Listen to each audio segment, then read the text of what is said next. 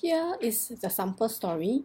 Okay, we have got 6 paragraphs here.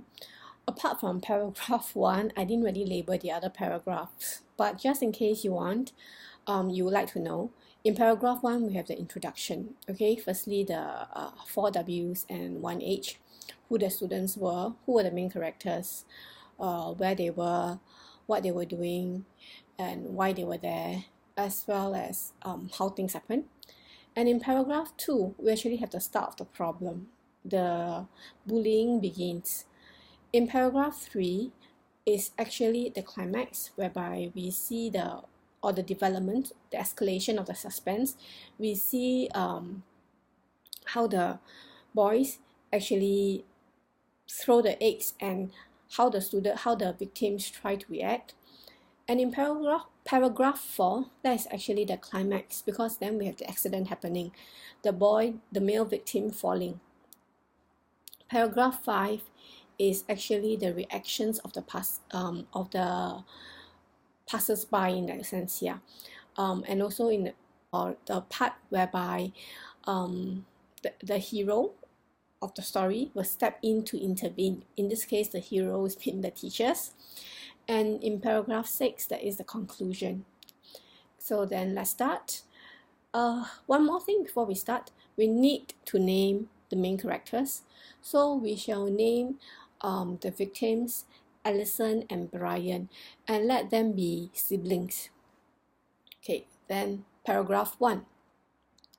It was a sweltering day.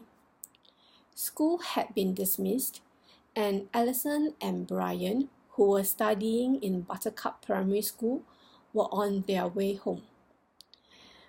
They took their usual route and passed the foot of Block 20A. As they were walking past Block 20A, something suddenly whizzed by them. There was a cracking sound as it landed on the ground. Alison and Brian were astonished. They saw a broken egg on the pavement.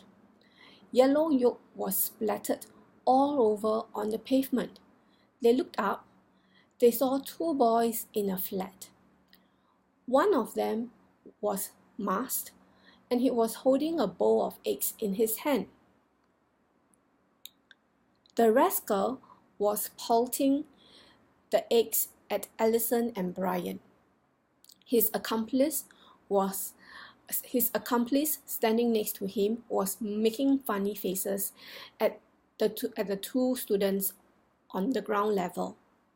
Soon, a shower of eggs were raining on Alison and Brian, or you could say soon, egg missiles were heading towards Alison and Brian.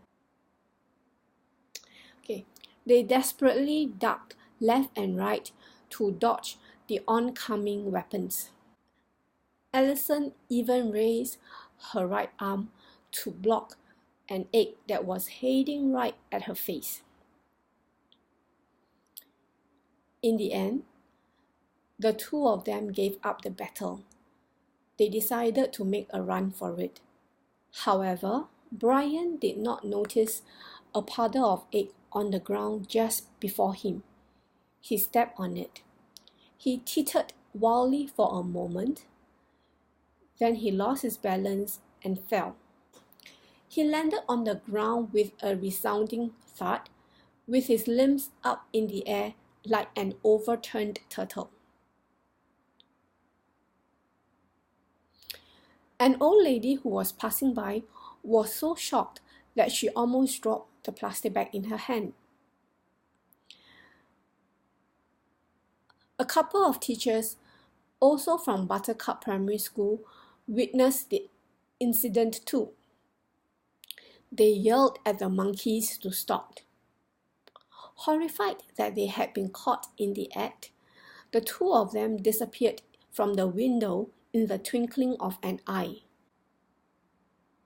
Then the teachers, who turned out to be Mr. Lim and Madam Knorr, hurried to Brian's aid.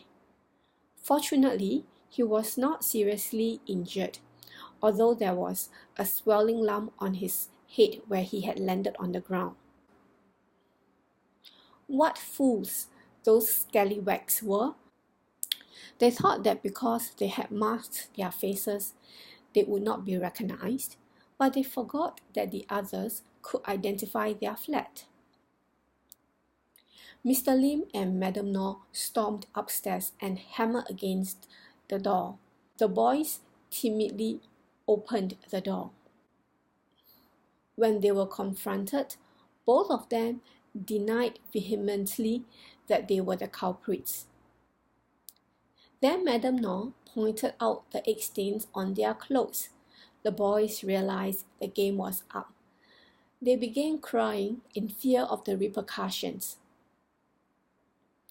Madame Nor's heart softened. She decided to over here the word is let him, but there were two boys, right? So please change that to them. She decided to let them off with a warning, and Mr. Lim agreed with the decision. The boys were utterly grateful to the teachers. They apologized to Allison and Brian and promised earnestly that they would turn over a new leaf. End of story. If you have missed anything, okay, you realize that you can always pause and go back, okay, and go back and hear it again. Okay, then for the focus of the story, the metaphors, you can actually move on to the third video below.